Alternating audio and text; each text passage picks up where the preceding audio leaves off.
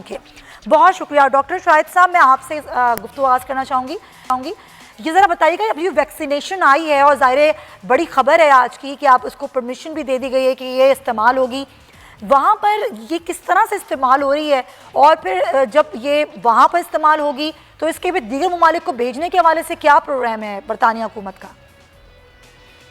जी हमने already programme start कर दिया था पिछले 1 महीने से, तो सारे इसकी ऑपरेशनल अफेयर्स कंफर्म हो चुके थे क्योंकि हमें ये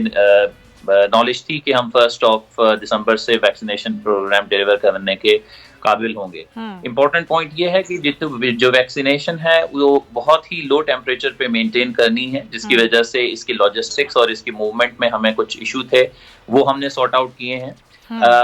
पहले फेज में हमारे पास 8 लाख वैक्सीनेशन जो है वो हमें फाइजर से मौसूल होंगी, जो कि हम केयर वर्कर्स और जो वनरेबल एडल्ट्स जो कि केयर होम में होते हैं उनको, और NHS के और हेल्थ केयर स्टाफ्स को, डॉक्टर्स को, नर्सेस को लगाएंगे।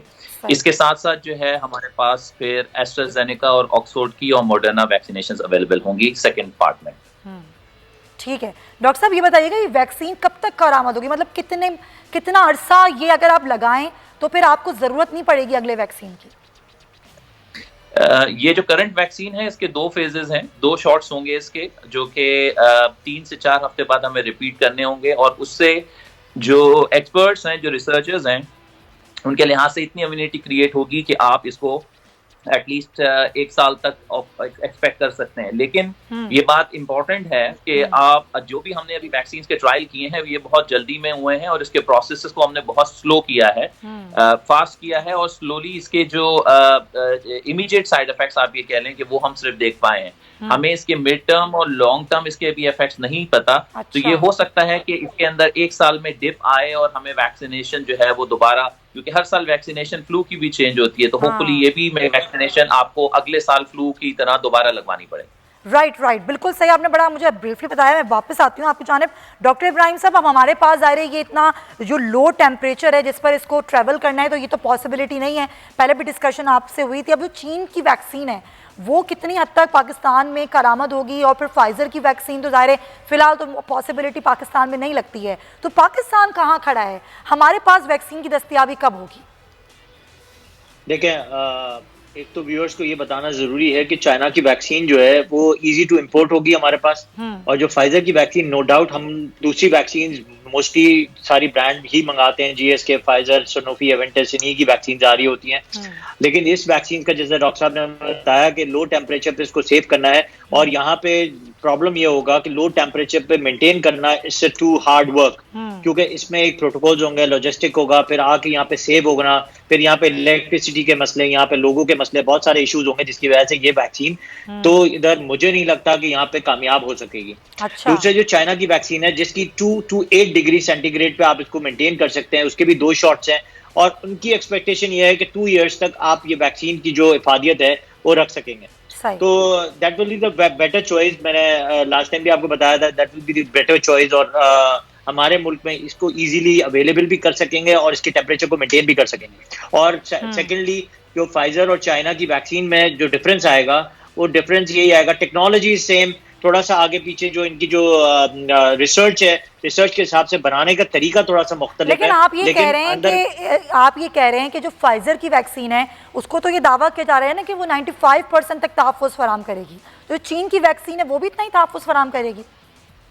जी बिल्कुल, उनका भी मैंने रेशो पढ़ा था और उनके भी रिसर्च पेपर सारे पढ़े हैं मैंने, उन्होंने भी यही कमिट किया है कि हमारी वैक्सीन सबसे ज्यादा